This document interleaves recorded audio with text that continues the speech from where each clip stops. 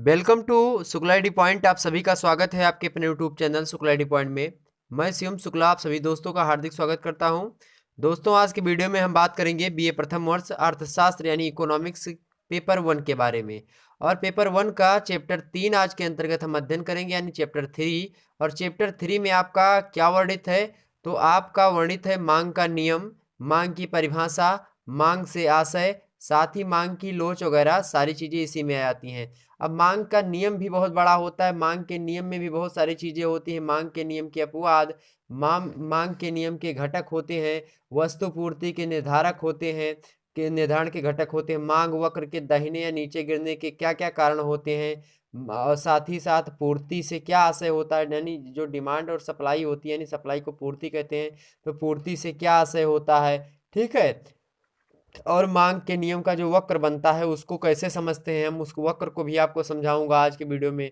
मांग के प्रमुख तत्व कौन कौन से होते हैं, मांग को प्रभावित कौन कौन से तत्व करते हैं, इन सभी मुद्दों पर चर्चा करेंगे। साथ ही साथ प्रोफेसर पेंसन के अनुसार मांग की हम परिभाषा देखेंगे। मांग की मतलब मांग का मतलब देखेंगे, मांग क्या होती है।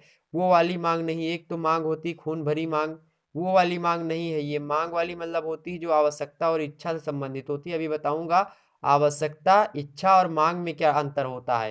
तो सबसे पहली बात आपको आज यही बताऊंगा कि इच्छा क्या होती है, आवश्यकता क्या होती है और मांग क्या होती है, तीनों में क्या अंतर होता है आखिरकार। एकदम से विस्तार से समझेंगे, बहुत ही देहाती भाषा में और बहुत ही सरल तरीके से समझाने का प्रयास करूंगा।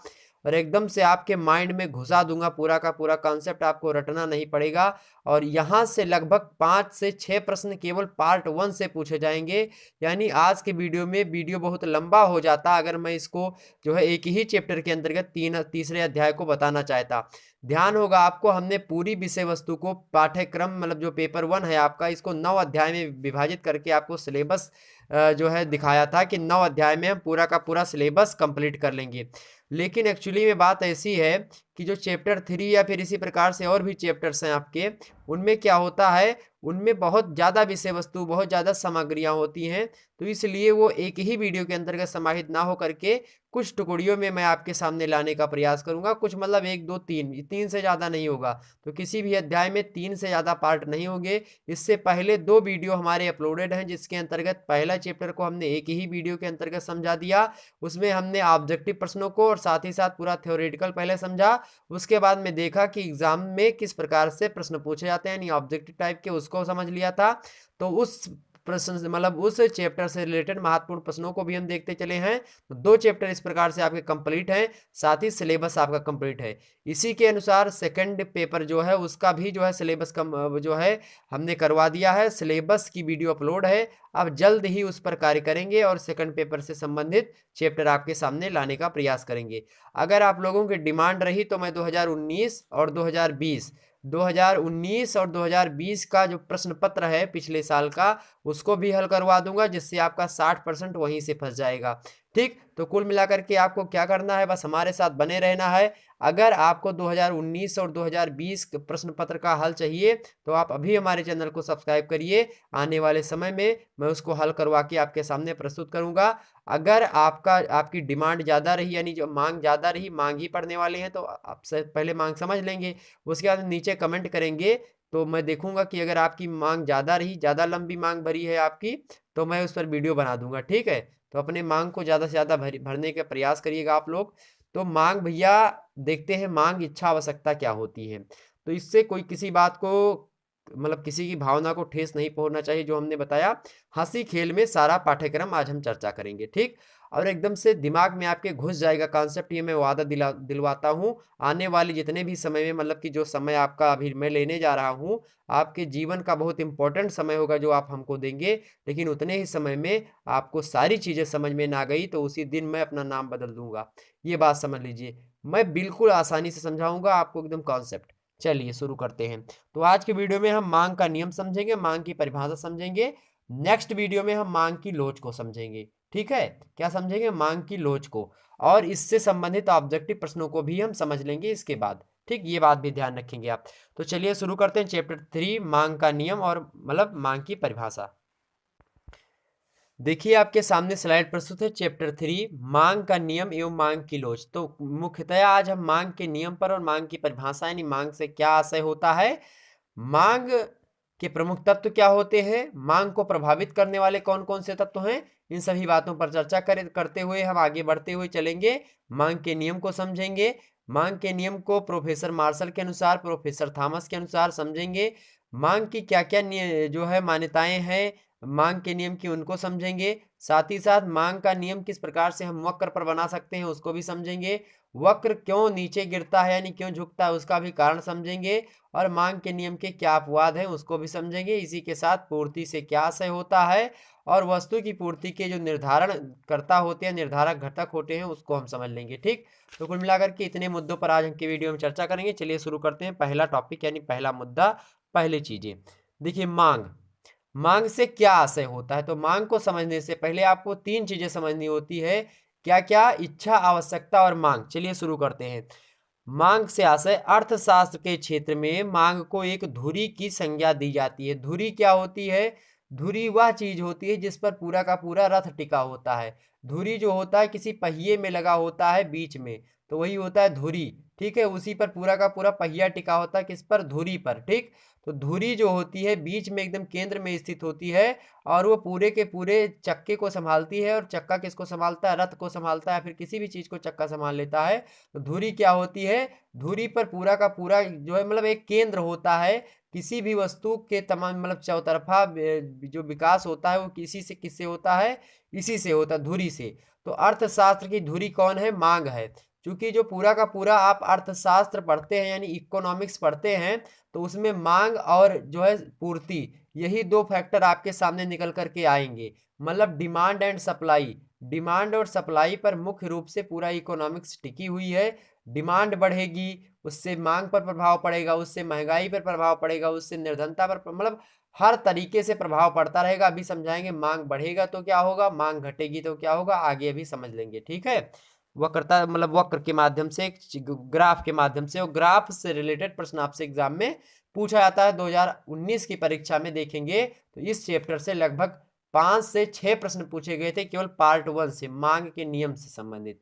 अब मांग की लो से संबंधित भी ऐसे प्रश्न, इतने ही प्रश्न पूछे गए थे। तो आप सोच सकते हैं कितना इंपॉर्टेंट ये लेक्चर है आप लोगों के लिए। लगभग 10 से 12 प्रश्न यहाँ से पूछे जाएंगे।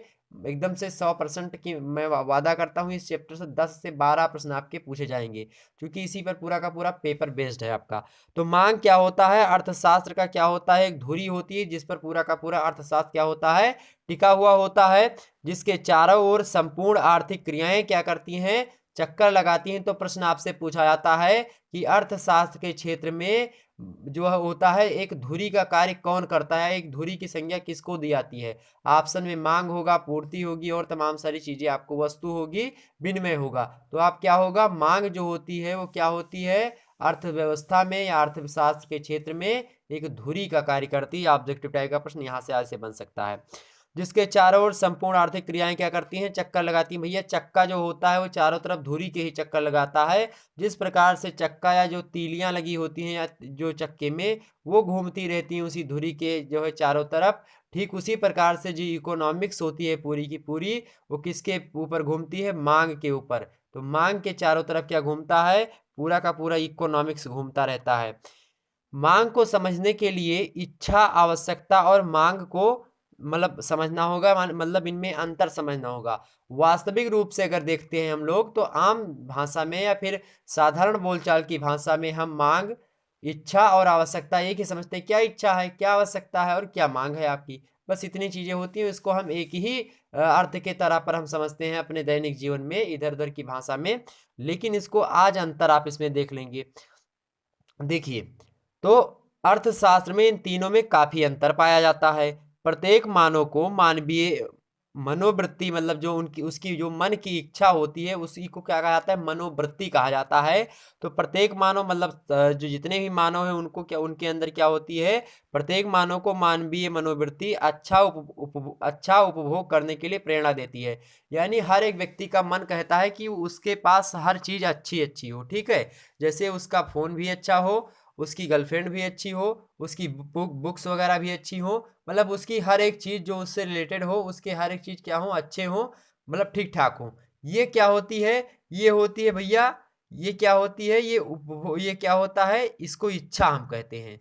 यानी कि इसको क्या कहते हैं? इच्छा। यानी आपकी हर वस्तु ठीक ठाक रहे, ये क्या है? आपकी इच्छा है। आपकी हर वस्तु अच्छी रहे, वो क्या है? उसका उपभोग करने के लिए जो प्रेरणा देती है, इसी को हम क्या कहते हैं? इच्छा कहते हैं। यानी प्रत्येक मानव को जब उसके मन या फिर उसकी मनोवृत्ति कहती है अच्छा उपभोग करने के लिए, तो यही क्या हो जाता है? यही इच्छा कहलाती है। अब समझ लेते मुद्दा दूसरा क्या है? दूसरा भैया देखते हैं। अब इच्छाओं को पूरा मतलब पूरा करने के लिए, यानी जो हम चाहते हैं, मान लिया हमको अच्छी बुक्स चाहिए।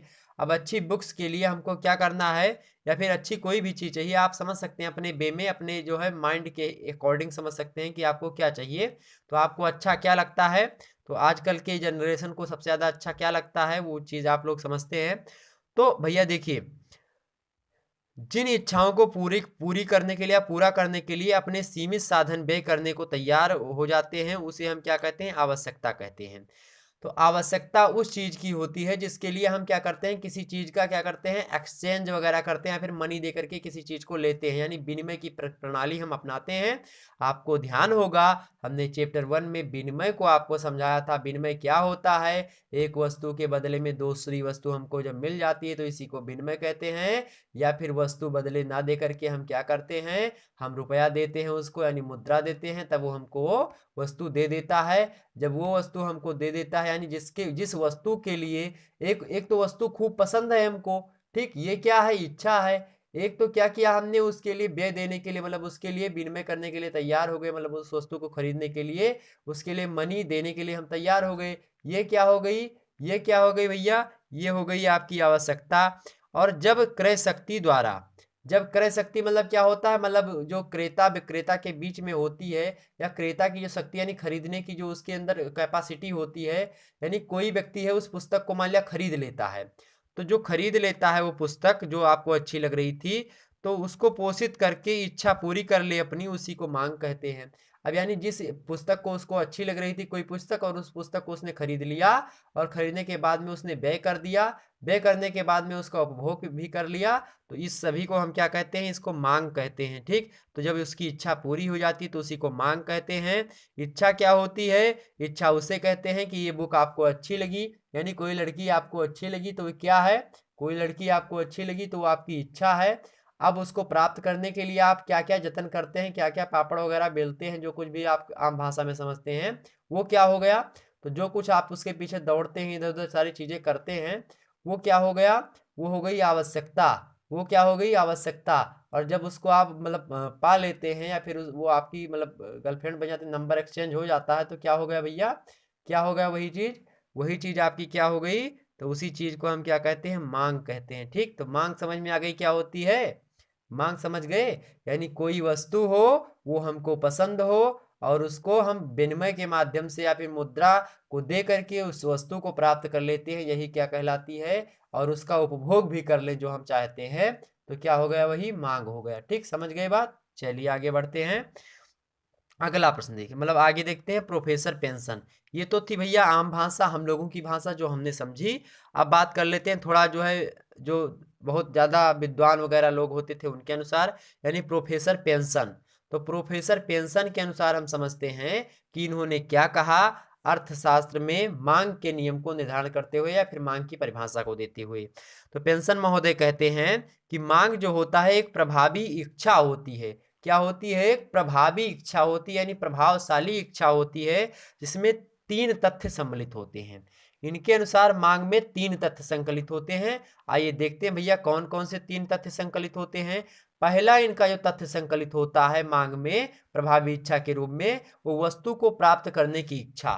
तो सबसे पहले मांग में क्या होती है? वस्तु को प्राप्त करने की इच्छा होती है खूब तगड़े की। ठीक, उसके बाद में वस्तु को खरीदने के लिए आपके पास साधन की उपलब्धता हो, यानी अगर उस कोई वस्तु है आपको पसंद आ रही है, तो उसको आपको खरीदने के लिए क्या होना चाहिए? मनी वगैरह होनी चाहिए। या फिर आपके पास गेहूं है और अगले बंदे के पास या अगले व्यक्ति के पास चावल है, तो ये आपके पास पैसा नहीं, तो आप गेहूं दे करके अगर चावल ले सकते हैं, तो ये चीज़ हो गई, मतलब आपके पास कुछ ना कुछ साधन है जो आप दे करके वो वस्तु प्राप्त कर सकते हैं। तो पहली बात, वस्तु को प्राप्त करने की इच्छा। दूसरी बात, वस्तु खरीदने के लिए आपके पास पैसा वगैरह होने चाहिए या फिर कोई और साधन होना चाहिए, डेबिट कार्ड, क्रेडिट कार्ड वगैरह होना चाहिए। तीसरी चीज क्या होती है प्रोफेसर पेंशन के अनुसार? तीसरी चीज ये होती है कि वस्तु को खरीदने के लिए साधनों की तत्परता, यानी वस्तु को खरीदने के लिए क्या होनी चाहिए, आपके पास साधनों मतलब साधन तुरंत उपलब्ध होने चाहिए और तुरंत आप उसमें खरीदने में सक्षम भी हों। ठीक है, ऐसा नहीं कि केवल सोच रहे हैं कि खरीदें ना खरीदें, या फिर केवल सोच ही रहे हैं, आपके पास वो सारी उपकरण उपलब्ध ना हो। ठीक, तो कुल मिलाकर के वस्तु को प्राप्त करने की इच्छा, वस्तु खरीदने के लिए साधन की उपलब्धता, यानी जो साधन होते हैं। एक बात यहाँ पर समझने की कोशिश करिएगा, दूसरा नंबर पॉइंट कि वस्तु को खरीदने के लिए जो साधन होते हैं वो आपके पास उपलब्ध होने चाहिए। जैसे कि बहुत सारे साधन होते हैं खरीदने के लिए, वो आपके पास क्या होने चाहिए, उपलब्ध होने चाहिए। कि कोई वस्तु खरीदेंगे तो उसका उपयोग या फिर वो चीज़ कहाँ से खरीदेंगे, कैसे खरीदेंगे, ये व्यवस्थाएं होनी चाहिए। और तीसरी बात, वस्तु को खरीदने के लिए साधन मतलब साधनों की तत्परता होनी चाहिए, या फिर आपके पास ऐसे उपकरण होने चाहिए जिससे आप उस साधनों का क्या कर सकते हैं, उपयोग कर सकें या फिर उसको खरीद सकें। ये कहते हैं कौन, ये कहते हैं प्रोफेसर पेंशन। तो पेंशन किसको मिलती है, जो जो है सरकारी नौकरी करता है, तो उसको क्या होती है, तब बहुत सारी वस्तुओं को प्राप्त करने की इच्छा। जब सरकारी नौकरी से कोई रिटायर होकर के आता है तो उसको बहुत वस्तुएं प्राप्त करने की इच्छा होती है ताकि वो अपने बच्चों को मतलब उनका भविष्य बना सके। तो प्राप्त करने की इच्छा होती है, वस्तुओं को खरीदने के लिए साधनों की उपलब्धता उसके पास होती है, वस्तु को खरीदने के लिए साधनों की तत्परता भी उसमें विद्यमान रहती है। तो क्या होता है, जिसको पेंशन मिलती है उसको थे। तो ऐसे आप ध्यान रखेंगे कि प्रोफेसर पेंशन के अनुसार क्या चीजें होती हैं, तो ऐसे आप इसको रट सकते हैं। ठीक, आगे बढ़ते हैं प्रोफेसर जे.एस. मिल के अनुसार। Professor JS. मिल महोदय ने कहा, क्या कहा, कि मांग शब्द का आशय मांगी गई उस मात्रा से लगाया जाना चाहिए जो एक निश्चित कीमत पर क्रय की जाती हो, यानी जिसका एक निश्चित क्रय कीमत हो, यानी जिसका एक मूल्य हो, उस वस्तु का जो है उस वस्तु को पाने में लगाया जाना चाहिए। यानी मांग शब्द का आशय मांगी गई उस वस्तु से, यानी जो मांग, मांग का मतलब होता है कि कोई वस्तु है उसको मांग रहे हैं हम, तो उस मांग के बदले हम उसको क्या दे रहे हैं, यानी उसके बदले हम उसको कितना रुपया दे रहे हैं, कितनी मुद्रा दे रहे हैं। अगर ऐसी कंडीशन आ जाती है तो वही मांग कहलाती है, अकॉर्डिंग टू प्रोफेसर जे.एस. मिल के अनुसार। क्या कहते हैं कि मांग शब्द का आशय मांगी गई उस वस्तु या मात्रा से होता है, लगाना जाना चाहिए फिर होता है, जो एक निश्चित कीमत पर क्रय की जाती है। मान लिया चीनी आपको खरीदनी है, तो चीनी का मूल्य है 36 रुपए किलो। अब 36 रुपए किलो चीनी का मूल्य निर्धारण है और आप चीनी खरीद लेते हैं, आप पैसे दे करके, तो एक निश्चित समय में चीनी की कीमत 36 रुपए है, एक निश्चित कीमत है उसकी कि 36 रुपए में चीनी मिलेगी। तो यही क्या हो गई, मांग हो गई। चीनी आप खरीद लिए, मांग पूरी हो गई, बस सिंपल सा फंडा है। आगे देखिए, तो आप ऐसे समझ सकते हैं प्रोफेसर जे.एस. मिल ने ये बात कही कि जिसके लिए क्या हो, जिसकी कीमत क्रय की जा सकती है, यानी जो प्रोफेसर होगा वो बहुत ज़्यादा धनी होगा, उसके पास पैसे होंगे, तो क्या करेगा, वो कीमत जो है उसका क्रय कर देगा। ठीक, या क्रय की जा सकती है जिसकी कीमत, मतलब जिसकी कीमत दी जा सके, वही क्या होती है, मांग होती है। आगे देखते हैं प्रोफेसर बेनहम। प्रोफेसर बेनहम क्या कहते हैं, तो ऐसे प्रश्न पूछ लिया जाएगा कि मांग शब्द का आशय मांगी गई उस वस्तु से लगाया जाना चाहिए जो एक निश्चित कीमत पर क्रय की जाती है, खरीदी जाती है। ठीक, निश्चित कीमत पर खरीदी जाती है वस्तु। तो ये कथन किसने कहा या फिर ये परिभाषा किसने दी है? ऑप्शन में आपको दे देगा प्रोफेसर पेंशन, प्रोफेसर जे.एस. मिल, प्रोफेसर बेनहम। ठीक है, ऐसे दे देगा, इनमें से कोई नहीं। तो कौन किसने दिया है ये? Professor JS. मिल महोदय ने। देखते हैं प्रोफेसर बेनहम के अनुसार।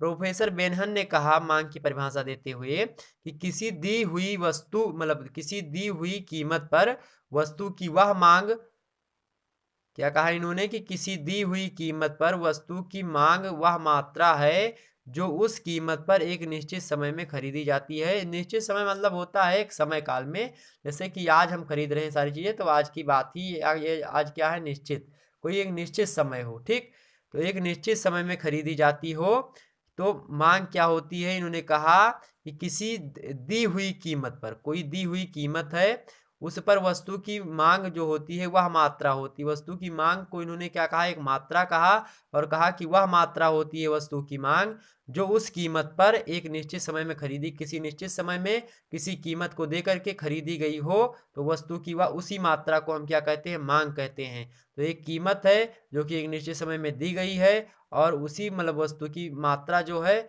उसी को क्या कहते हैं, मांग कहते हैं। ठीक, ध्यान रखेंगे। तो वस्तु की मात्रा को मांग किसने कहा, प्रोफेसर बेनहम ने कहा। ठीक, ध्यान रखेंगे। आगे बढ़ते हैं, मांग के प्रमुख तत्व। हम मांग के प्रमुख तत्व क्या क्या होते हैं भैया, देख लीजिए इसको भी। तो मांग के प्रमुख तत्व देखिए, पहला तत्व है वस्तु की इच्छा।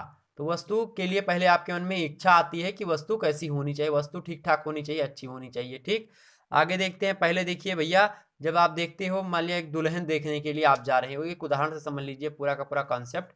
आप दुल्हन देखने गए तो आपके घर वालों को या फिर आपको क्या चाहिए कि दुल्हन कैसी हो, ठीक ठाक हो, यानी वस्तु की इच्छा आपने देख ली कैसी है। ठीक, उसके बाद में देखा फिर दुल्हन कैसी, वस्तु के क्रय के लिए प्रमुख साधन, यानी उस जो है पहली बात देखेंगे कि वस्तु कैसी है, ठीक ठाक है। उसके बाद में देखेंगे कि क्या हमारे घर में इतना जो है पैसा है या फिर ये व्यवस्था हो चुकी है कि मैं दुल्हन घर में ले आऊं। तो ऐसे इसलिए क्या होगा कि वस्तु के क्रय के लिए प्रमुख साधन, यानी विवाह करने के लिए पैसे हैं कि नहीं है। आगे देखिए, साधन व्यय करने की तत्परता। अब जो है एक तो शादी करने की इच्छा भी आपकी होगी, तभी तो आप शादी करेंगे भैया। एक तो पहले अगर लड़की अच्छी होगी तो शादी करेंगे, घर में पैसा होगा तो शादी करेंगे, ठीक है, और साथ ही साथ शादी करने की इच्छा होगी तो शादी करेंगे। ये सारे के सारे क्या हैं, तत्व हैं। तो मांग के तत्व क्या क्या होते हैं समझिए, 3 तत्व आपके समझ गए। पहली बात, आपको दुल्हन पसंद है। दूसरी बात क्या है, वस्तु के क्रय के लिए प्रमुख साधन है, मतलब कि इसका मतलब क्या हो गया, इसका मतलब कि आपके पास पैसे हैं कि शादी कर सकते हैं। तीसरी बात क्या है, मतलब कि आप साधन क्या है, साधन व्यय करने की तत्परता है आपको, मतलब क्या है, विवाह करने की आपको इच्छा है। अगली बात देखिए, एक निश्चित कीमत। अब भैया एक जो है दहेज के लिए समझ लीजिए कि दहेज उसमें देने के लिए, लड़की वालों के लिए मैं बता रहा हूँ, लड़की वालों, अब समझ लीजिए लड़की वाले हैं, अब लड़की वालों को के लिए भी कुछ कंडीशन होनी चाहिए ना। तो वो सोचेंगे कि हमारे पास दहेज देने के लिए पैसे हैं कि नहीं है।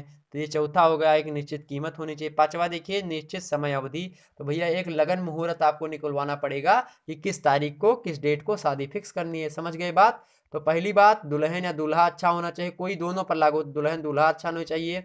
वस्तु के क्रय के लिए प्रमुख साधन, यानी जो है क्या होनी चाहिए, प्रमुख साधन होने चाहिए उसके लिए कि हाँ ठीक है, ये सारी व्यवस्थाएं, पैसे रुपए हैं दोनों लोगों के पास। साथ ही साधन व्यय करने की तत्परता होनी चाहिए, ठीक है।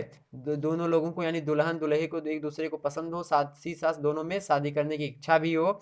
उसके बाद में एक निश्चित कीमत हो, यानी दहेज देने के लिए पैसे हो, और इसको लड़के को गहने बनवाने के लिए, और लड़की को दहेज, लड़की के पक्ष वालों को दहेज देने के लिए, लड़के पक्ष वालों को गहने बनवाने के लिए। ठीक, क्या हो, एक निश्चित कीमत हो, साथ ही साथ एक निश्चित अवधि हो, यानी शादी किस डेट की होगी ये हो। तो इस प्रकार से आप समझ सकते हैं मांग के प्रमुख तत्व क्या क्या होते हैं। वस्तु की इच्छा, वस्तु के क्रय के लिए प्रमुख साधन, साधन व्यय करने की तत्परता, एक निश्चित कीमत, निश्चित अवधि, मतलब एक निश्चित समय अवधि। ठीक, समझ गए भैया, समझ गए। फटाफट लाइक ठोकिए, फटाफट लाइक ठोकिए आप लोग। ठीक, आगे बढ़ते हैं। अगला देखते हैं, मांग को प्रभावित करने वाले तत्व। अब मांग को प्रभावित करने वाले कुछ तत्व होते हैं, उसको देख लेते हैं। तो मांग को प्रभावित करने वाले तत्व देखिए भैया, देखिए वस्तु की उपयोगिता, क्या वस्तु की, क्या मतलब वस्तु जो है वो क्यों उपयोगी हमारे लिए, तो उस वस्तु की उपयोगिता होनी चाहिए। उपभोक्ता का आय स्तर, यानी उपभोक्ता, यानी जिसको वस्तु का यूज करना है, ये वस्तु को उपयोग करना है, उसका आय स्तर, यानी उसका जो है कमाई, यानी इनकम उसकी कितनी होनी, कैसी है, वो भी निर्भर करती है। साथ ही साथ जो है समाज में धन का वितरण कैसा है, यानी समाज में धन ठीक ठाक मात्रा में आ रहा है कि नहीं आ रहा है। ये सब मुद्दे क्या करते हैं, मांग को प्रभावित करते हैं, मांग को घटा बढ़ा सकते हैं। मांग को प्रभावित करने का मतलब होता है कि मांग को या तो बढ़ा सकते हैं या तो मांग को घटा सकते हैं। ठीक है, समझ में आई बात। तो मांग को बढ़ाएगी क्या, मांग की उपयोगिता, मांग की उपयोगिता अगर ज्यादा होगी तो मांग लोग ज्यादा खरीद, मतलब जो है वस्तुएं लोग ज्यादा खरीदेंगे। तो मतलब वस्तु की जब उपयोगिता ज्यादा होगी तो मांग ज्यादा होगी। ठीक है, उपभोक्ता का आय स्तर ज्यादा होगा तो मांग ज्यादा होगी, आय स्तर कम होगा तो मांग कम होगी। ठीक है, वस्तु की उपयोगिता कम होगी तो मांग भी कम होगी। इसी प्रकार समाज में धन वितरण अगर ज्यादा होगा तो मांग ज्यादा होगी, धन वितरण कम होगा तो मांग कम होगी। वस्तु का मूल्य अगर कम होगा, तो वस्तु का अगर मूल्य कम होगा तो मांग ज्यादा होगा। जैसे आप मार्केट में निकलते हैं तो 10-10 रुपए किलो संतरे, 20-20 रुपए किलो संतरे इस समय बिक रहे हैं। तो भैया मूल्य सस्ता है, यानी रेट सस्ता है, तो क्या होगा, महंगा, मतलब आप जो है ज्यादा खरीदेंगे। ठीक, जब कोई वस्तु सस्ती हो जाती है तो उसको लोग ज्यादा खरीदते हैं।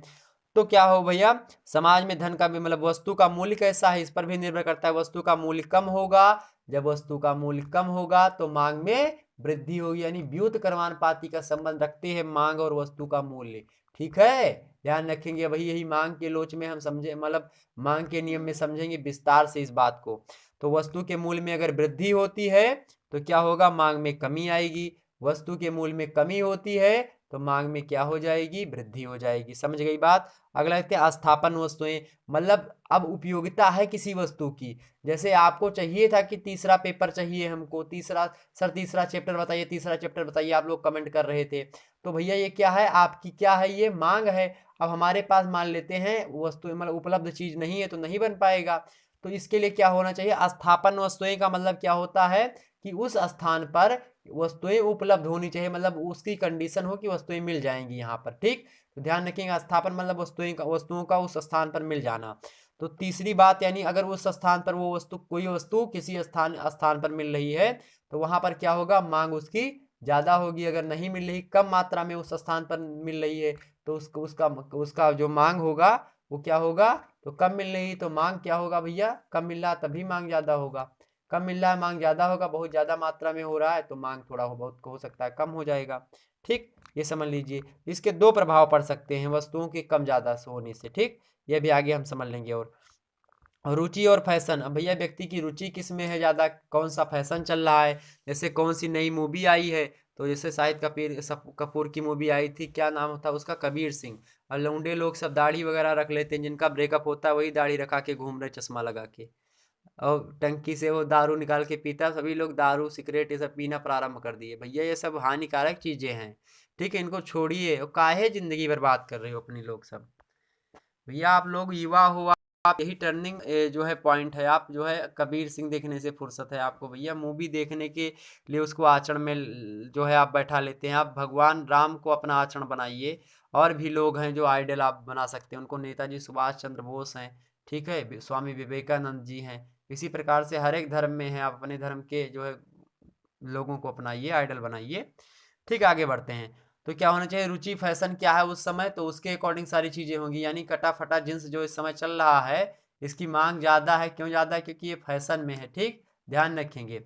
आगे देखते हैं संबंधित वस्तुओं की कीमत। संबंधित वस्तुओं की कीमत कैसी है, ठीक है, जो वस्तुओं की मांग चल रही है उसकी कीमत कैसी है। अर्थात अगर कीमत ज़्यादा है तो भैया मांग कम होगी, कीमत कम है तो जो है मांग ज़्यादा ही होगी। ठीक, ध्यान रखेंगे इतनी बात।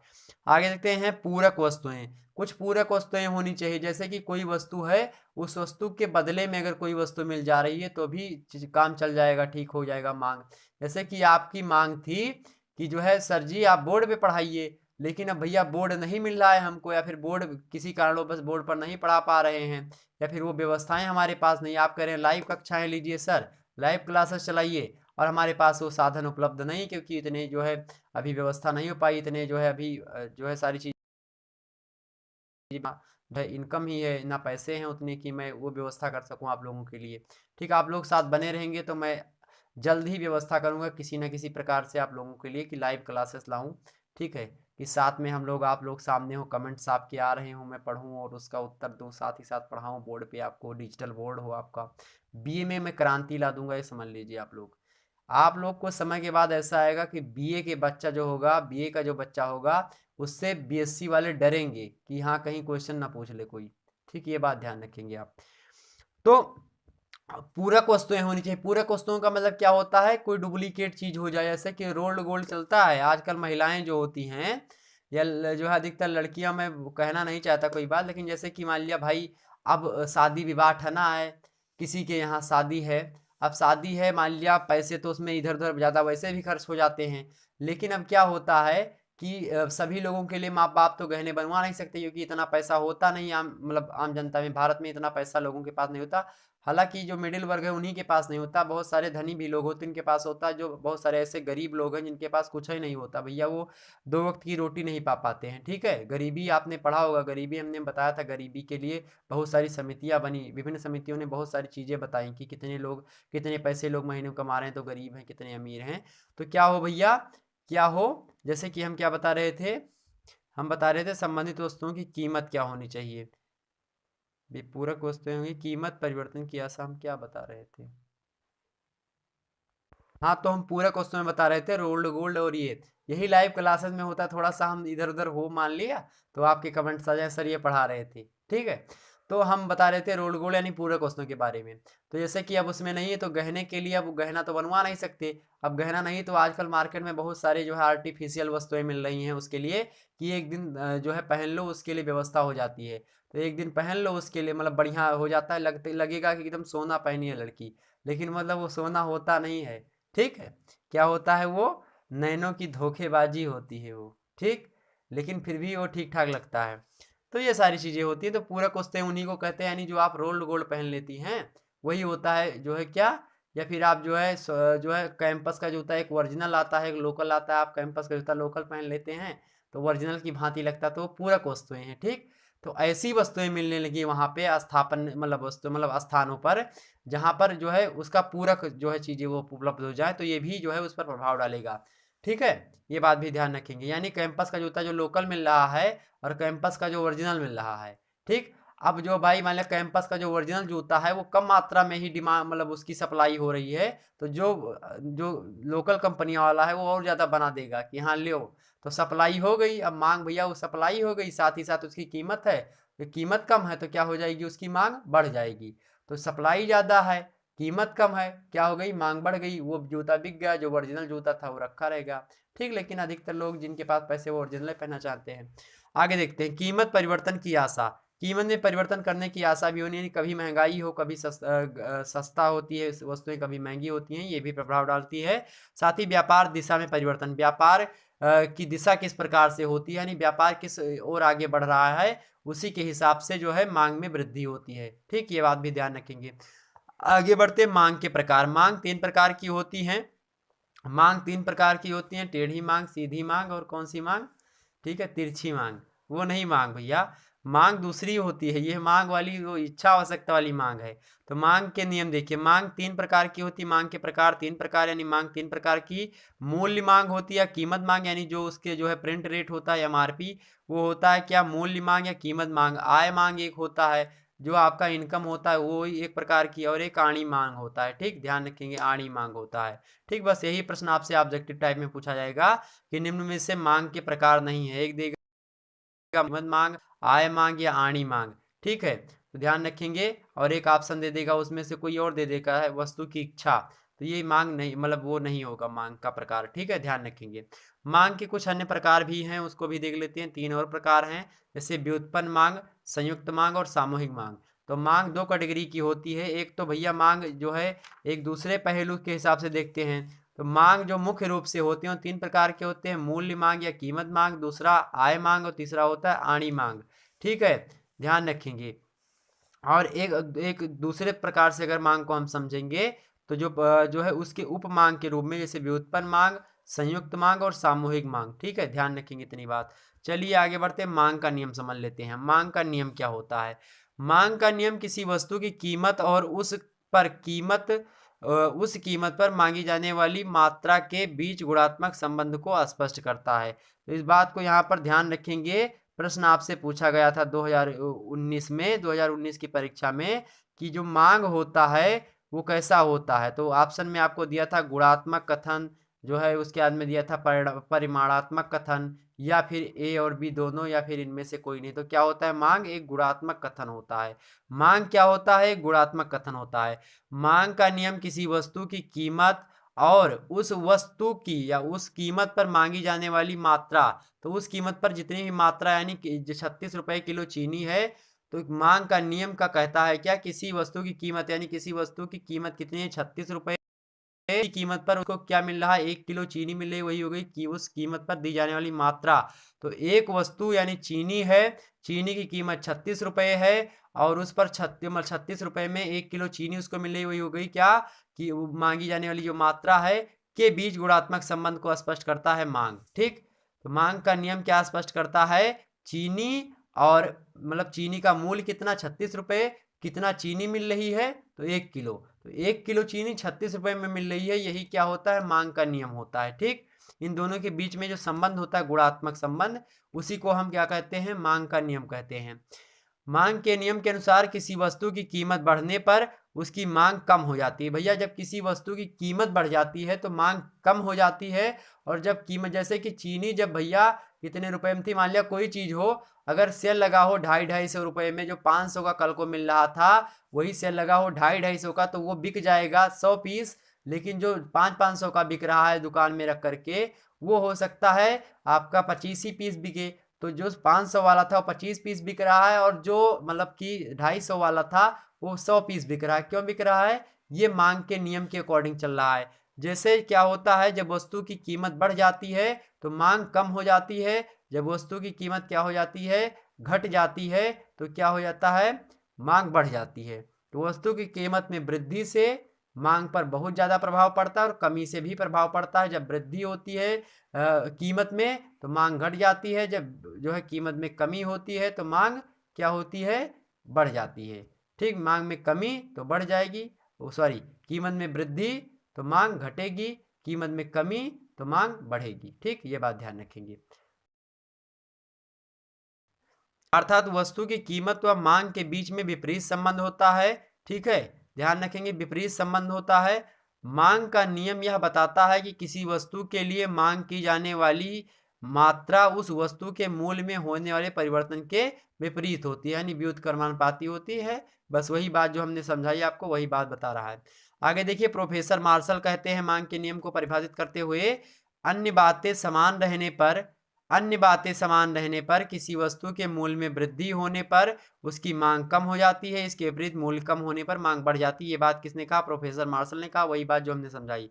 यानी अन्य समान बातें कौन सी होती हैं? कुछ ऐसी बातें होती हैं जो अपवाद आती हैं। अभी मांग के नियम के अपवाद समझेंगे, उसमें प्रतिष्ठा सूचक कुछ वस्तुएं होती हैं, कुछ जो है आपके उपभोक्ता की अज्ञानता होती है, कुछ सामाजिक प्रतिष्ठा की वस्तुएं होती हैं, कुछ मुद्रा प्रसार की वस्तुएं, मुद्रा प्रसार की स्थिति होती हैं, स्थापन वस्तुओं की कमी होती है। ये सारे मुद्दे होते हैं, अभी इसको हम समझ लेंगे। ठीक है, तो इन्होंने कहा इन सभी बातों को अगर छोड़ दिया जाए तो क्या हो जाएगा, किसी वस्तु के अगर मूल्य में वृद्धि हो रही है तो उसकी मांग में कमी हो जाएगी।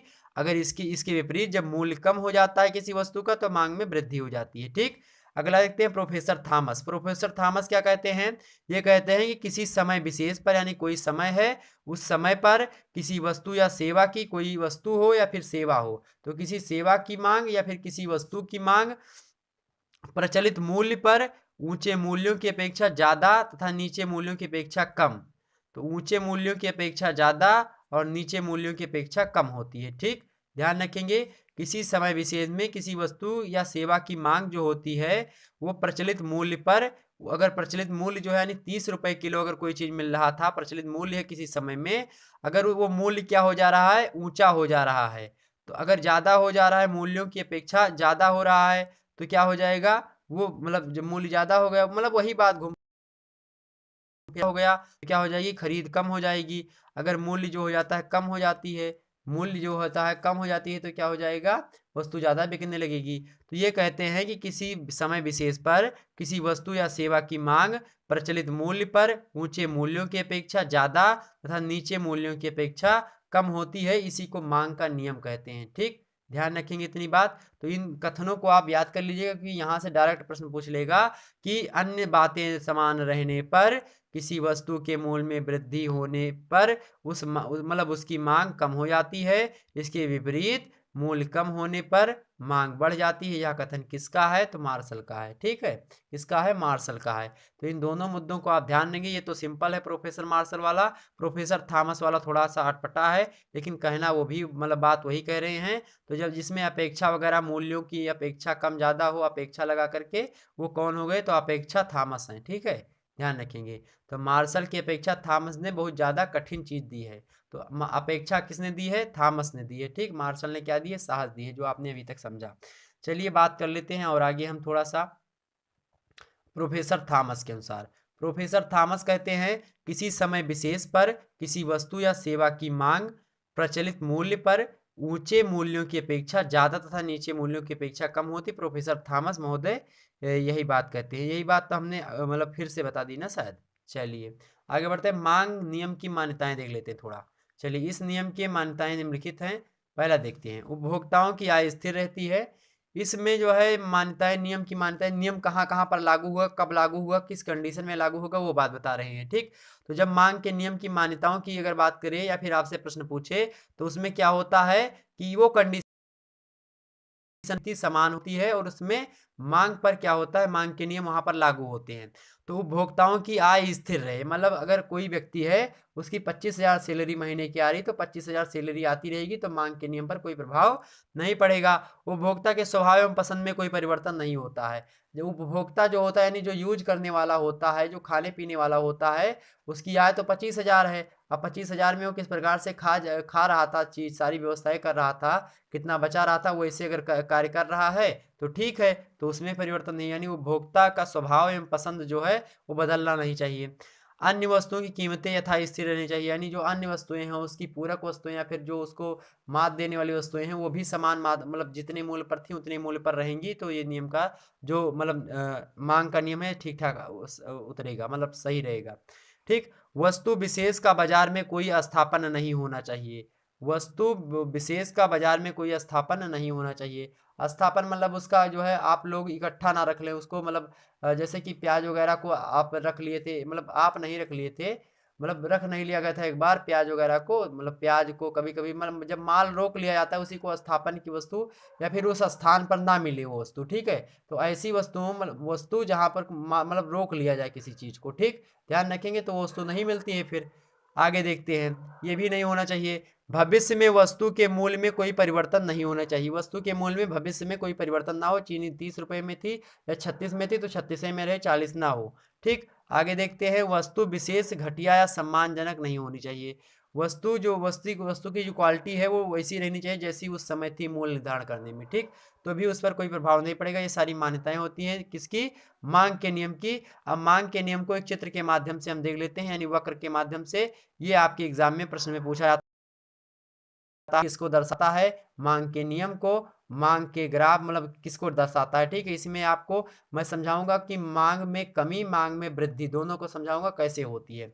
देखिए, अब यहाँ पे ये सारी चीजें इसको भूल जाइए क्या लिखा है क्या नहीं, लेकिन इसको मैं बता दूं, लेकिन फिर पहले इसको समझा दें, फिर ये पढ़ेंगे तो आपको समझ में आ जाएगा। ठीक, देखिए, जो ये वाली रेखा है आपकी, ये वाली, ये मूल्य को निर्धारित दर्शाती है, और ये वाली रेखा किसको दर्शाती है, ये वाली रेखा जो होती है, यानी जो ओ और क्यू वाली जो रेखा है मित्रों, ओ और क्यू वाली रेखा ये मांग को दर्शाती है, और ये वाली जो है किसको दर्शाती है, मूल्य को दर्शाती है। ठीक, अब ध्यान रखेंगे। अब मैं बता दूं, उपर्युक्त चित्र में मांग रेखा को डी द्वारा दर्शाया गया है। जो मांग की रेखा है उसको डी के द्वारा, यानी ये डी देखिए, ये डी देखिए, ये एक वक्र की भांति है। ये देखिए, ये वाली रेखा क्या होती है, ये क्या है, ये भैया मांग की रेखा है। ठीक, अब देखिए कैसे मांग होता है इसमें, और ये मूल्य है और ये मात्रा है, ठीक, और ये है मांग। ठीक, ध्यान रखेंगे इतनी बात। तो चलिए देखते हैं, ओपी होती है तथा वस्तु की मांग ओ क्यू है। वस्तु की मांग क्या है, वस्तु की मांग ओ क्यू होती है। ओपी क्या है, ओपी कीमत होती है। ओ और पी, ओ देखिए यहाँ पर होगा, ओ जो है यहाँ पर है ओ और पी, तो पी इधर है, ये क्या हो गई, कीमत हो गई, और ये क्या हो गई, ये उसकी क्या हो गई, वस्तु की कीमत बढ़ने पर जो मांग होती है वो ओ क्यू, ओ क्यू मांग है, ठीक है। ओ क्यू क्या होती है, मांग होती है, और कैसे बढ़ती है ये समझ लेते हैं इसको। देखिए, तो ओपी होती है तब वस्तु की, जब मान लिया जैसे ओ पर है, ओ पर बिंदु है, और यहाँ पर पी देखिए, ये दोनों चीज जो डॉटेड रेखाएं इसको भूल जाइए, और यहाँ पर एक रेखा ये देखिए, ये देखते रहे रेखा जो लाल लाल हमने खींची है, ये सामान्य स्थिति है, यानी कोई मतलब वस्तु है, कोई वो जो है वो एक समय में किसी वस्तु की कीमत 30 रुपए है, किसी वस्तु की कीमत 30 रुपया मान लेते हैं, यहाँ पर पी पर जो है कीमत जो है 30 रुपया है, ठीक है। किसी वस्तु की कीमत 30 रुपया है, और वस्तु जो है मिल रही है ठीक ठाक मात्रा में, तो क्या हो जाएगा, मांग जो है समान स्थिति में, ठीक है। लेकिन जब क्या हो जाए, अब P1 पर बढ़ जाए, अब जब इसके ऊपर जाएंगे हम, इस P से ऊपर की ओर, तो मांग बढ़ेगी, मतलब मूल्य बढ़ेगा, और जब इससे नीचे आएंगे तो मूल्य क्या होगा, घटेगा। ठीक, तो उसी प्रकार से इसमें भी वृद्धि और घटोत्तरी होगी उसमें। तो देखिए, मान लेते हैं हम P1 पर चलते हैं, तो ओपी, जब ओपी चीज आएगी, यानी जब कीमत बढ़ा देंगे किसी चीज की, तो 30 रुपए थी, जब हम इसको 40 कर देंगे मित्रों, जब हम इसको 40 कर देंगे, तो जो ओ क्यू होगा, मतलब तब तक स्थिति ओ क्यू थी जब हम ओपी कर रहे थे, यानी सामान्य स्थिति 30 रुपए किलो थी, तब मांग भी उतनी मात्रा में, मतलब उतनी ही थी, मतलब जो 5 वस्तुएं बिक रही है। जब चीनी 30 रुपए में किलो थी, हम एक बार फिर से समझाएं चीनी का उदाहरण के, जब चीनी 30 रुपए में किलो बिक रही थी, तो चीनी डेली 5 किलो बिकती थी किसी बनिया की, किसी बनिया की चीनी 5 किलो डेली बिकती थी जब चीनी 30 रुपये किलो थी। अब चीनी की मूल्य में मतलब वृद्धि हो गई, यानी P1 पर पहुंच गया, यानी 40 रुपये चीनी का मूल्य हो गया। तब वही चीनी जो है कितने रुपए में मिल रही है, मतलब उसी चीनी का क्या हो गया है, जब मूल्य में वृद्धि हुई तो चीनी की मांग क्या हो गई, कम हो गई। देखिए कम हो गई, अब क्यू हो गया ओ क्यू, अब यहाँ पर ओ क्यू हो गई, यानी अब वही वस्तु कितनी बिक रही है, 3 किलो ही बिक रही है। जो वस्तु पहले 5 किलो बिक रही थी वही अब 3 किलो बिक रही है। इसके ठीक विपरीत जब चीनी के मूल्य में क्या हो रही, घटोत्तरी हो रही है, यानी चीनी 20 रुपए किलो मिल रही है। अब जब चीनी 20 रुपए किलो मिल रही है तो वस्तु लोग ज़्यादा खरीदेंगे और ओ क्यू मतलब ओ क्यू पर पहुंच जाए, मतलब Q2 पर। तो जो P2 है, यानी P2 क्या है, घटा हुआ रेट है, यानी जो मूल्य है उसका घटोत्तरी रेट। तो या फिर M2 पर पहुंच जाएगा, M2 से Q2 पर, यानी M2 मात्रा बिकेगी, M2 उसकी मांग हो जाएगी। साथ ही साथ जो OQ होगा वो उसकी क्या हो जाएगी, क्वालिटी, मतलब उसको कितना खरीदेगा, वो ज़्यादा खरीदेगा। तो यहाँ पर 5 किलो खरीदता था, यहाँ पर अब 7 किलो खरीदेगा। ठीक है, ध्यान रखेंगे। तो 3 किलो खरीदेगा कब, जब मूल्य में वृद्धि हो जाएगी। और सामान्य स्थिति में रहा था, तो जब मूल्य में घटोत्तरी हो रही है तो क्या हो रहा है, वस्तु ज्यादा बिक रही है। मूल्य में अगर बढ़ोतरी हो रही है तो वस्तु की खरीदारी कम हो रही है। इतनी बात समझ में आई, यही है पूरा का पूरा ये फंडा, तो समझ लीजिए। तो आपको एग्जाम में ऐसे दे देगा, ऐसे आपको मान लिया ऐसे बना दिया ऐसे, ठीक है, यहाँ पे दे देगा P, ठीक, और इसके ऊपर रेखा पार दिया P1, ठीक, और यहाँ पर दे देगी आपको Q1 और यहाँ पर Q, ठीक। अब यही पूछेगा कि ये दिया हुआ ग्राफ किसको दर्शाता है। तो भैया दिया हुआ ग्राफ किसको दर्शाता है, तो देखिए P से P1 की ओर है, मतलब ऊपर की ओर बढ़ा है। ठीक है, क्या बढ़ा है, ऊपर की ओर, मतलब ये जो P होता है ये क्या होता है, प्राइज। प्राइज P मतलब होता है प्राइज, तो रेट क्या हुआ है, बढ़ा है। जब रेट बढ़ा है तो यहाँ पर Q1 आ गया भैया। अब जब यहाँ पर Q1 आ गया तो क्या हो गया, मतलब रेट, मतलब जो वस्तुएं हैं वो कम बिकने लगी। तो क्या हुआ है, तो यहाँ पर होता है मूल्य में वृद्धि हुई है। क्या हुआ है, मूल्य में वृद्धि ऑप्शन में मिलेगा, या ऑप्शन में आपको मिलेगा, या ऑप्शन में मिलेगा कि कीमत में, मतलब मूल्य में वृद्धि मिलेगा या फिर कीमत में वृद्धि मिलेगा ऑप्शन में, या तो ऑप्शन में आपको मिलेगा कि जो है मांग में कमी। ठीक है, मांग में कमी, या तो मांग में कमी मिलेगा या फिर कीमत में वृद्धि मिलेगा। ये दो ऑप्शन मिलेंगे, तो आप ये लगा दीजिएगा। ठीक है, इसी प्रकार से आपने समझ लिया इसको। चलिए आगे बढ़ते हैं और मांग वक्र के दाहिने व नीचे की ओर झुकाव होने के कारण समझ लेते हैं, यानी जो मांग होती है वो क्यों घटती है उसको थोड़ा देख लेते हैं।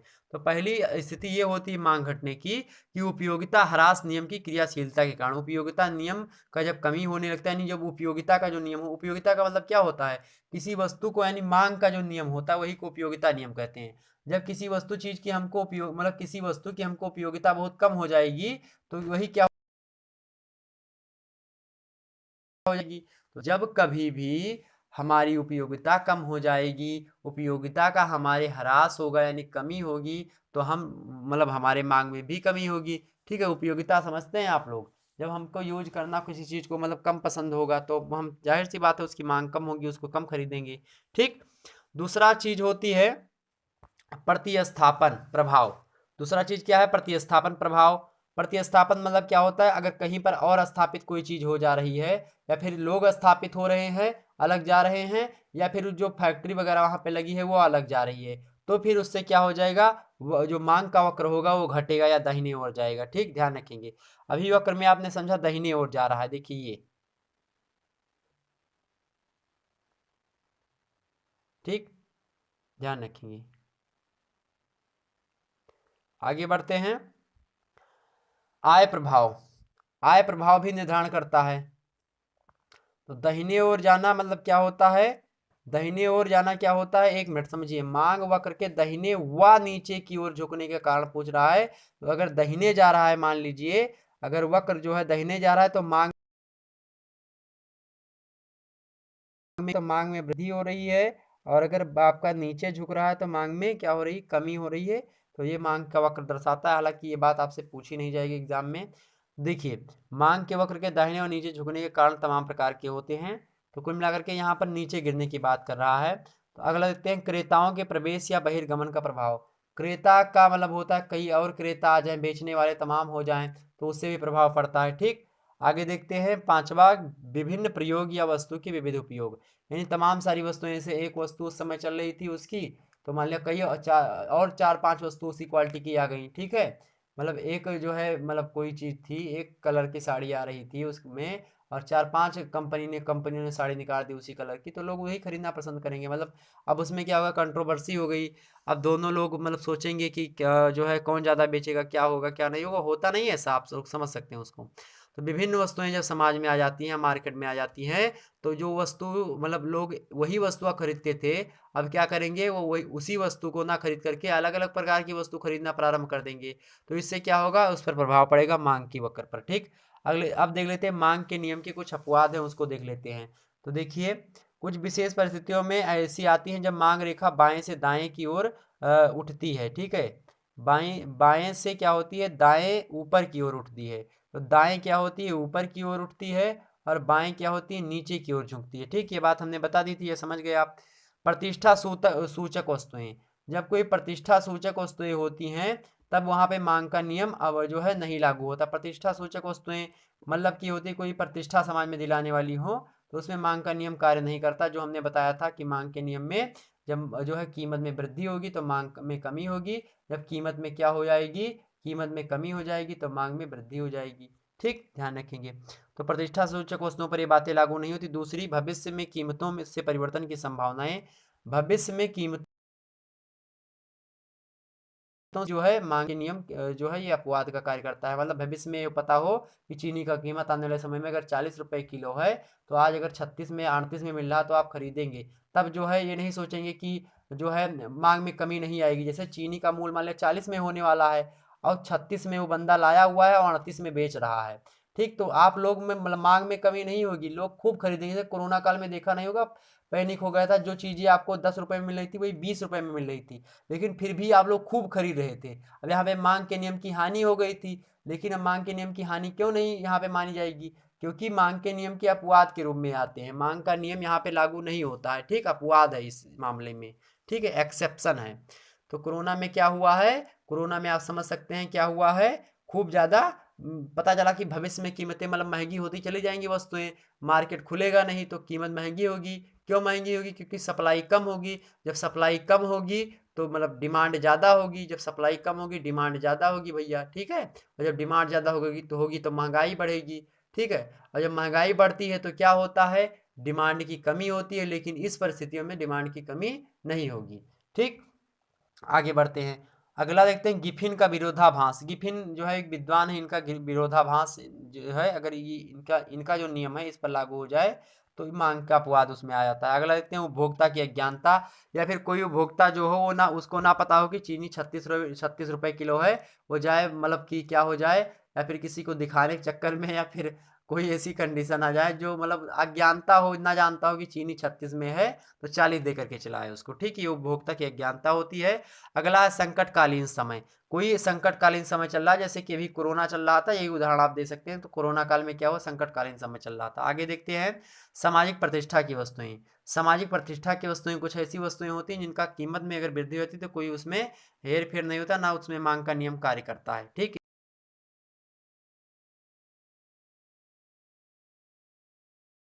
वस्तुओं की कमी, ठीक है, यानी जो स्थानीय विशेष स्थान की वस्तुएं होती हैं उनमें कमी आ जाती है। मतलब जो वस्तुएं वहां पर मिल रही थी, अब वस्तुएं वहां पर नहीं मिल रही हैं, या जमाखोरी या कोई भी कारण ऐसा हो गया जिसको कारण से वहां पे वस्तुएं नहीं मिल पा रही हैं, तो क्या होगा, मांग का नियम वहां पे लागू नहीं होगा।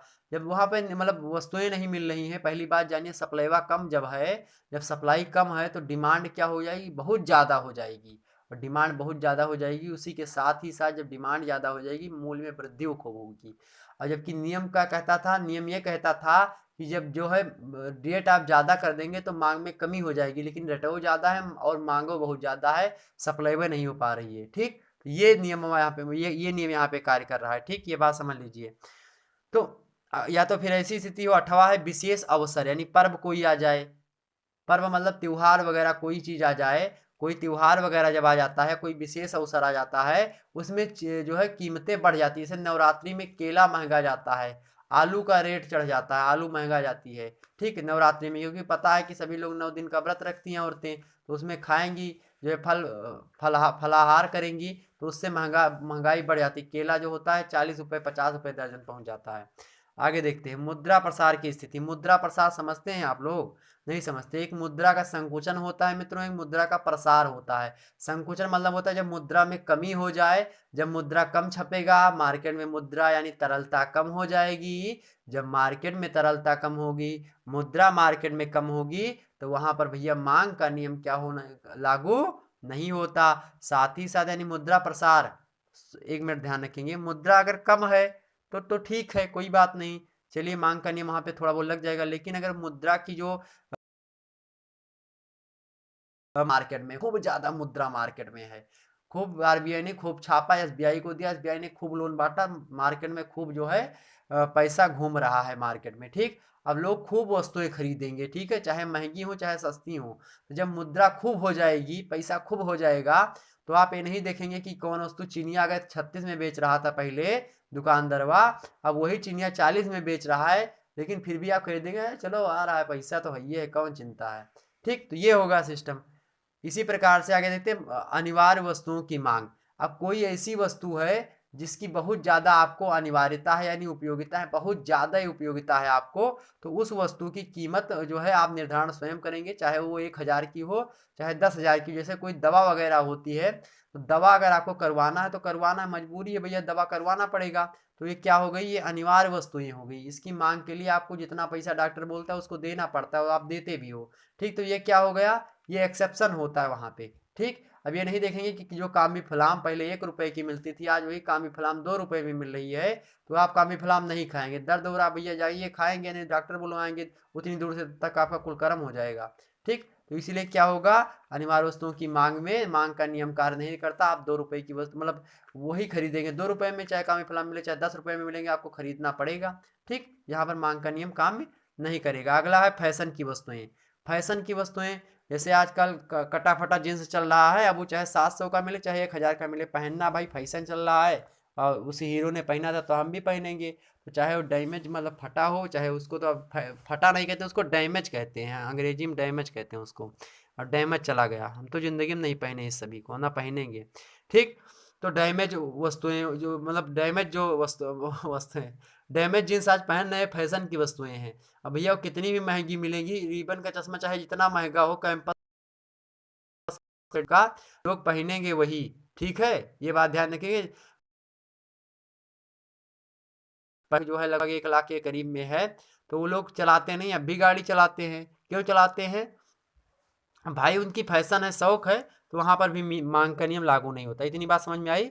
आप समझ लेते हैं पूर्ति क्या होती है। पूर्ति से क्या आशय है, पूर्ति जो होती है, किसी वस्तु की पूर्ति से आशय वस्तु की उन मात्रा से होता है, उस मात्रा से होता है, या फिर उन मात्राओं से होता है जिन्हें एक विक्रेता जो होता है यानी दुकानदार विभिन्न संभव कीमतों पर एक निश्चित समय में बेचने को तैयार होता है। तो यानी एक दुकानदार एक समय में किसी वस्तु को कितने समय में बेच रहा है, मतलब वही चीज होती है क्या, पूर्ति, यानी वो पूर्ति कर रहा है। यानी चीनी जो है, चीनी को हमको आवश्यकता है, मांग है चीनी की, तो चीनी हमको मांग है भैया।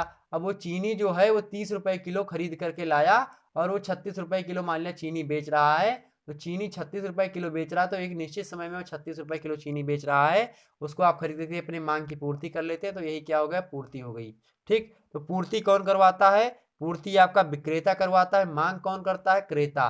तो मांग क्रेता करता है, विक्रेता क्या करता है, पूर्ति करवाता है, ये बात ध्यान रखेंगे। आगे देखते हैं थॉमस महोदय ने क्या कहा इस बारे में। थॉमस महोदय ने कहा, वस्तुओं की पूर्ति वह मात्रा होती है जो एक बाजार में किसी निश्चित समय पर विभिन्न कीमतों पर बिकने के लिए प्रस्तुत होती है। तो वस्तुओं की वह पूर्ति मतलब वस्तुओं की पूर्ति वह मात्रा होती है, किसी वस्तु की पूर्ति जो होती है एक मात्रा होती है, जो कि क्या, एक बाजार में किसी निश्चित समय में क्या होती है, विभिन्न कीमतों पर बिकने के लिए तैयार होती है, प्रस्तुत होती है, उसी को क्या कहते हैं हम, वस्तु की पूर्ति कहते हैं, ठीक। किसके अनुसार, थॉमस के अनुसार। वस्तु पूर्ति के निर्धारक तत्व होते हैं उनको देख लेते हैं, यानी वस्तु पूर्ति कैसे मानी जाती है।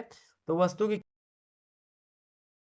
कीमत निर्धारक देंगे, तो मतलब वस्तु पूर्ति आपका हो जाएगी। इसके घटक होते फर्मों की संख्या, यानी कितने चीज़ें आपकी वहाँ पे हो रही हैं, कितना चीज़ बन रहा है, मतलब कि कितना सांचा है आपके पास वो बनाने का, यानी कैपेसिटी कितनी है एक दिन में कि आप कितना चीज़ बना लेंगे, कितनी चीज़ों का उत्पादन कर लेंगे, या एक दिन में आप कितनी चीनी वगैरह बेच लेते हैं, फिर कितनी चीज़ें बना लेते हैं। ठीक, तो ये फर्मों की संख्या, यानी कितना आपके पास सांचा है, कितनी मशीनें बनाने की। साथ ही साथ तीसरा है भविष्य में संभावित कीमत। अब भविष्य में संभावित कीमत कितना हो जाएगा आपका, ये भी जो है निर्धारक घटक होता है किसका, वस्तु की पूर्ति के निर्धारण में। अगर देखते हैं उत्पादन साधनों की कीमत, उत्पादन साधन कैसा होता है इसको भी देखना पड़ेगा। ठीक, ये भी एक घटक होता है किसका, वस्तु की पूर्ति करने में। ठीक, साथ ही साथ संबंधित वस्तुओं की कीमत, जिससे उस वस्तु को बनाया जा रहा है उसकी कीमत क्या चल रही है। मान लिया मोबाइल फ़ोन का एक सिस्टम है, तो मोबाइल फ़ोन की कीमत कितनी वो निर्भर करता है। मोबाइल फ़ोन बनाने के क्या क्या तत्व होते हैं, क्या क्या कारक होते हैं, वो भी चीज़ इस पर निर्भर करेगा। मोबाइल फ़ोन, तीसरा देखिए मोबाइल फ़ोन बनाने की क्या क्या भविष्य में संभावनाएं हैं, फिर उसकी कीमत क्या होगी भविष्य में, ये भी निर्भर करेगा। साथ ही साथ मोबाइल फ़ोन जो है उत्पादन में कितना जो है कीमत लगती है, ये भी जो है निर्भर करता है। साथ ही साथ मोबाइल फ़ोन बनाने में कैबिनेट, बैटरी, कनेक्टर और इन सभी का जो है ईसी डीसी जो भी लगता है मोबाइल में, रैम रोम मेमोरी, इन सभी को बनाने में मतलब इन सभी की कीमत क्या होती है, ये सब भी फैक्ट निर्धारण करते हैं। साथ ही साथ सरकार की क्या नीतियाँ चल रही हैं, तो पूर्ति मतलब करने के लिए सरकार की क्या नीतियाँ चल रही हैं, कि सरकार कितना जो है किसी को छूट दे रही बनाने के लिए, क्या करने के लिए क्या नहीं, ये भी निर्भर करती है। साथ ही साथ तकनीकी स्तर वहाँ का कैसा, ये भी निर्भर करता है, यानी टेक्निकल क्षेत्र में कितना आगे कितना नहीं आगे, ये भी निर्भर करता है। साथ ही साथ जो है फ़ोन बनाने में फर्म के उद्देश्य क्या होते हैं, यानी जो कंपनी होती है उसका क्या क्या उद्देश्य होता है, क्या करने की वस्तु की पूर्ति के निर्धारण में। ठीक, तो वस्तु पूर्ति के में संभावित कीमत, उत्पादन संख्या की कीमत, संबंधित वस्तुओं की कीमत, सरकार की नीतियां, तकनीकी स्तर, फर्म के उद्देश्य। तो इतनी चीजें आपके समझ में आई, बोलो समझ में आई। अगर समझ में आई तो वीडियो को अगर आप लोग लाइक कर देंगे तो आपकी बहुत मेहरबानी होगी। तो वीडियो को लाइक कर दीजिए, चैनल को सब्सक्राइब कर दीजिए इसी प्रकार की वीडियोस देखने के लिए। अगला इसका पार्ट आएगा 3-4 दिनों के अंतर्गत। तब तक के लिए आप हमारे चैनल से बने रहेंगे, और बने रहेंगे तो आप ही का लाभ होगा, तो इसीलिए चैनल को सब्सक्राइब करिए। और ध्यान रहे कि अगर आपको और भी विषय पढ़ना है तो आप BA क्रिकर यूट्यूब चैनल को सब्सक्राइब करेंगे। वहाँ पर जियोग्राफी से संबंधित और होम साइंस और हिंदी साहित्य BA द्वितीय वर्ष से संबंधित वीडियो वहाँ पर अपलोडेड हो रही हैं, उन सभी को आप लोग वहाँ देख सकते हैं। तो BA क्रिकर यूट्यूब चैनल पर चले जाइए, वहाँ पर देख सकते हैं। और इकोनॉमिक्स से संबंधित वीडियो इस चैनल पर आती रहेगी। और फिर मिलेंगे हम इसके पार्ट 2 के साथ, उसमें हम बात करेंगे मांग की लोच के बारे में, और मांग की लोच के साथ साथ मांग की लोच के प्रकार देखेंगे। उसके बाद में हम क्या देखेंगे, मांग की लोच कैसी, आय लोच देखेंगे, और कीमत लोच देखेंगे, और उसके अंदर आड़ी लोच देखेंगे। जो आड़ी लोच वहाँ पे हम मांग के हमने प्रकार बताया था, उसको हमने समझाया नहीं था, इसीलिए नहीं समझाया था क्योंकि आगे हम समझाएंगे उसको। तो मांग के प्रकार हमने बताया था कि मांग, मूल्य मांग या कीमत मांग, आय मांग और आड़ी मांग, इन सभी को हम विस्तार समझेंगे अगली वीडियो में, और जानेंगे क्या क्या चीज़ें होती हैं। विज्ञापन लोच क्या होता है, प्रतिस्थापन लोच क्या होता है, विकुंचित जो है मांग का कोनेदार किसको कहते हैं, क्या होता है, सारी चीज़ें, ये सभी मुद्दों पर हम चर्चा करेंगे नेक्स्ट वीडियो में। तब तक के लिए जय हिंद, जय भारत।